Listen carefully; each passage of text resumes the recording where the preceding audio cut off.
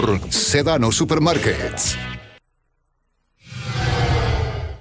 Un cirujano italiano y un paciente ruso serán los protagonistas de la primera operación de trasplante de cabeza que, según el doctor Sergio Canavero, debe realizarse en China dentro de poco más de 2 años, en diciembre del 2017. Se calcula que la cirugía durará 36 horas, que involucrará a 150 médicos y enfermeras encabezados por Canavero y que costará $11 millones. El paciente debe permanecer un mes en coma inducido para evitar que el cuerpo y la cabeza se rechacen mutuamente, según el médico. Valery Spiridonov, un joven ruso víctima de una rara enfermedad genética que le atrofia progresivamente los músculos, se ha ofrecido voluntariamente como paciente. Doing this isn't only an excellent opportunity for me, but will also create a scientific basis for future generations, no matter what the actual outcome of the surgery is. Médicos estadounidenses y europeos han acusado al doctor Canavero de irresponsable. El doctor Hans Badger, presidente de la Asociación de Neurocirujanos de Estados Unidos, dice que nunca le recomendaría a nadie someterse a semejante operación porque el paciente pudiera sufrir lo que él califica de experiencias peores que la muerte. El anuncio de que la operación se practicará en China ha levantado sospechas.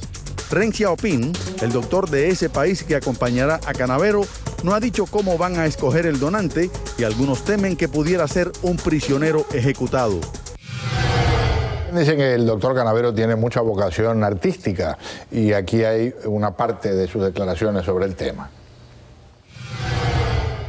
Made the announcement only when I was pretty sure that I could do it. The chances of this working are 90%. Of course there is a marginal risk. I cannot deny that. The plan I prepared is just to make sure that when we move on Valerie, we are sure, even more than 90%, that we will pull it off. Brave man, but he's in a horrible condition. So you must understand that for him, Western medicine has nothing to offer. Western medicine has failed. Le digo bienvenido a nuestros invitados. El doctor José Antonio Cisneros es especialista en diagnóstico a través de imágenes. Un gusto tenerlo con nosotros, muy amable. Gracias. Le digo buenas noches al doctor Eugenio Guevara, es neurólogo en el hospital de Hialeah. Señor, bienvenido, buenas noches. Bienvenido, Pedro, también. Gracias por darnos la oportunidad a mí y al hospital de estar presente aquí. Con mucho gusto. ¿No tienen nada planificado en el hospital en términos de trasplantes de cabeza? No, por ahora no. Cuéntame una cosa, y me imagino que no es fácil mantenerse serio en algunos casos con el tema. ¿Es realista pensar este año y el año que viene en un trasplante de cabeza?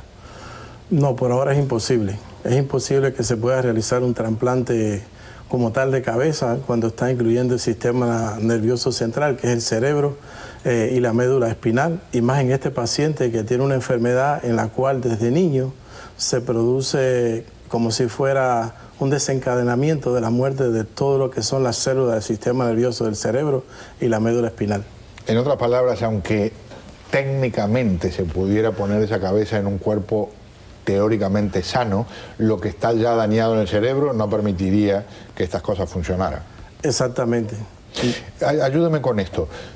La razón, se pueden unir venas, se pueden unir arterias, se puede unir cartílago, se puede unir piel.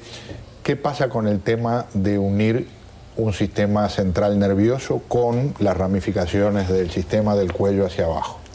El problema que nosotros tenemos es como ser humano que en realidad el sistema nervioso, que es todo lo que maneja información y conducciones eléctricas del movimiento del cuerpo, pensamientos, ideas, expresarnos las emociones, el conocimiento, la personalidad, la forma de ser, quiénes somos como personas, es como tal una unidad, es decir, está el cerebro y está como tal la médula espinal.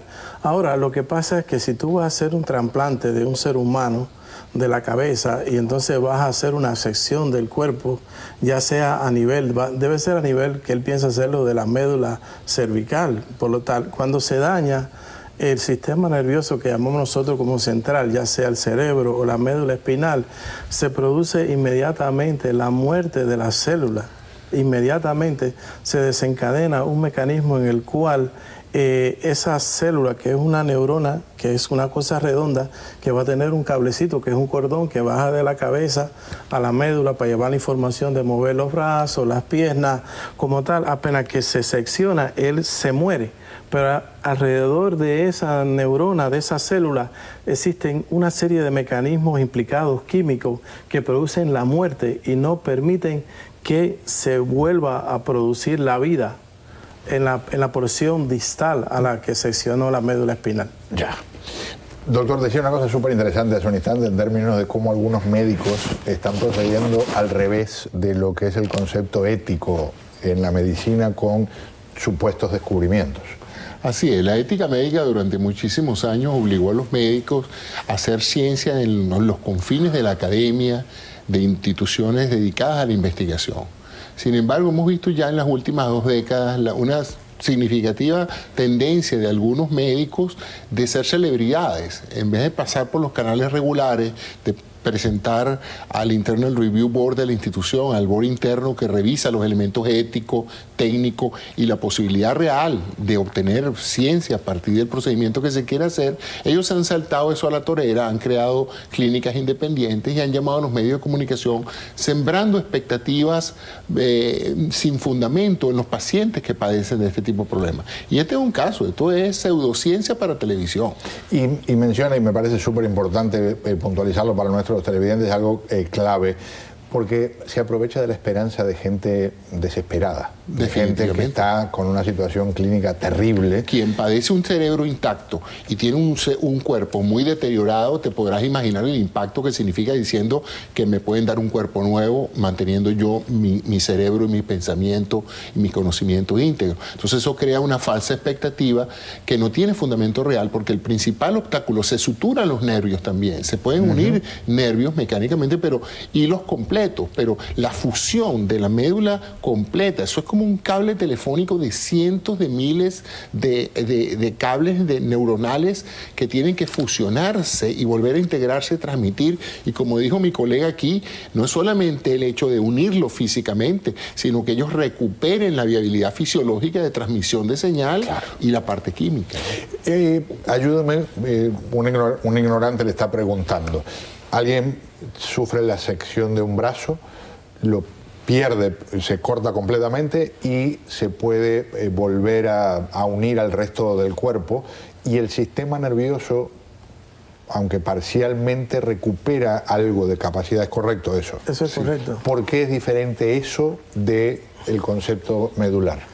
Pedro, porque Dios nos creó así. Dios creó lo que hablaba yo ahorita, esa parte que ya mencioné del sistema nervioso central, que no se va a recuperar, pero la otra parte, después de la médula espinal, salen como si fueran los cables telefónicos, que son igual a los cables, porque salen de la médula y también salen del cerebro. Por ejemplo, los nervios del oído, los nervios de la audición, los nervios de la lengua, pero están también los nervios de los brazos. ¿Qué pasa? En los nervios de los brazos son esos cables, pero ellos en la célula tienen una envoltura que se llama como tal Schwann, como tal, que esa célula de Schwann, cuando está integrada, que es decir, como si fuera lo que cubre el cable, le permite a que apenas que se corta el nervio, el cablecito de adentro, el cordón, ella empieza a regenerar como si fuera una matica, igualita que las matas de plátano, igualita que cualquier planta que tú la cortas y empieza a salir el botoncito inmediatamente. Entonces esa célula de Schwann queda, la envoltura del cable queda, y entonces esa matica empieza a crecer y sigue el trayecto de la envoltura, ¿no? Y la va siguiendo y la va siguiendo. La otra parte del nervio se muere, pero ella crece por toda esa envoltura. Es decir, mientras tú mantengas la envoltura del cable del sistema nervioso periférico, que es rico en mielina, que es la vitamina B12, por eso a la gente le gusta mucho la vitamina B12. Claro. Ella va creciendo y crece y crece y crece y crece, y hay posibilidad de regeneración. Les agradezco de corazón, me quedé sin tiempo, realmente disfruté mucho de lo que para mí representa una clase, y no se ilusionen con algo que no es realista por el momento. Esto del trasplante de cabeza tiene desgraciadamente mucho de circo y poco de serio. Doctores, gracias. Gracias. Muy amable. Vamos a un paréntesis al volver, algunas novedades vinculadas al terrorismo y también tropas estadounidenses en Irak, posiblemente a combatir. Esta noche, ¿por qué Cuba promueve la inversión extranjera?